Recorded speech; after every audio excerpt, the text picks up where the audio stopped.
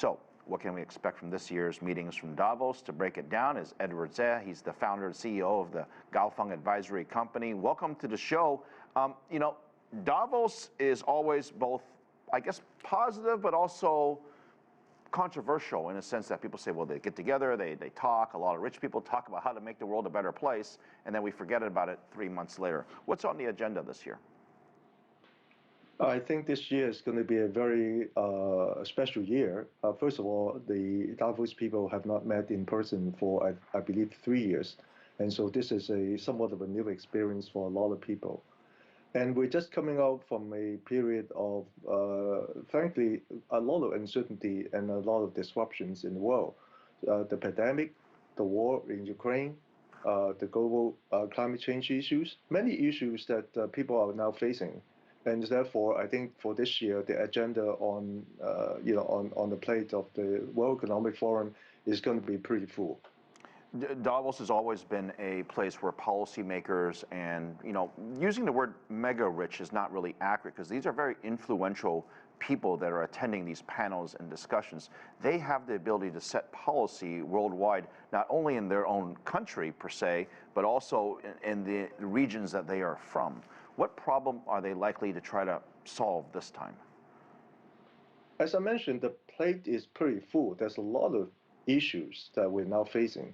But I believe that primarily the focus is going to be on the economy, because the outlook on the economic development for, at least for next year, is not looking very good. According to the likes of World Bank, the IMF, and many of the big investment banks, the growth for this year is going to be at a relatively modest number. And many countries are going to have near zero or negative growth rates. And so how do we actually address the economic recession or potential recession is going to be a big agenda item for these people. China has in years past, prior to the pandemic, always played a fairly important role in events like this at Davos. They've always had big speaking engagements, and there's always been chatter about what may happen to China in the future, specifically on the economic front. They're going to have a pretty big delegation there. There's a number of speeches that are planned. What do you think the tone and mood or the questions that participants will have regarding China this year? Certainly, with the termination of the zero COVID policy in China, China is beginning to reopen its economy to itself, but also for the rest of the world. And therefore, there's a lot of expectation for all the participants on what to expect from China. So in my view, the delegates will be very curious and interested in what China's policy is going to be in continuing to drive up the economy in the post-pandemic era. Of course, there's a range of opinions about China. Some people are more negative, some people may be very positive, but nonetheless, the interest level, in my belief, is going to be very high on how China is going to perform economically this year. Yeah, and I don't want to dwell on this too much, but a lot of people say, well, the pandemic is over, right? And in some sense, the old pandemic that we knew about is over, but the vast majority of countries are trying to figure out how do we, I guess, live with all the health issues that either you're getting COVID, you had COVID, long COVID, and not to mention the plethora of other things that are floating around out there. I read a number of articles saying that parents are having an extremely hard time. And I have to imagine that's putting additional strain on global economies around the world. Assuming this topic comes up, what really can these countries do to mitigate this risk?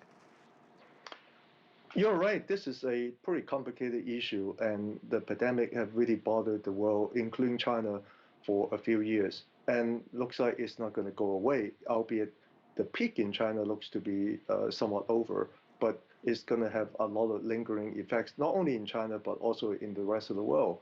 And this is a public health issue. This is not an issue that only relates to a certain country. The virus doesn't really know national borders.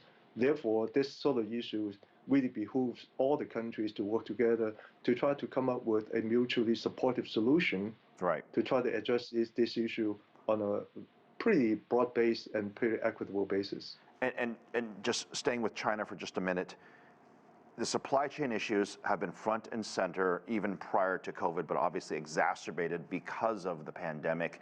And I got to imagine that's going to be a huge topic for China to address at this year's conference. What do you think China's message is going to be to the participants? You're right. The supply chain has been disrupted largely because of the pandemic, but also because of geopolitics to a large extent. From what I know, China is very committed to ensure security of the supply chain for all those companies who would like to operate out of China for their supply chains. But of course, other factors may be putting some of the supply chain away from China. Therefore, it is China's imperative to try to ensure the rest of the world, in particular businesses who are doing business in China, that locating or securing the supply chain in China is still the way to go, and the Chinese government will be willing and able to work with these businesses to ensure this security.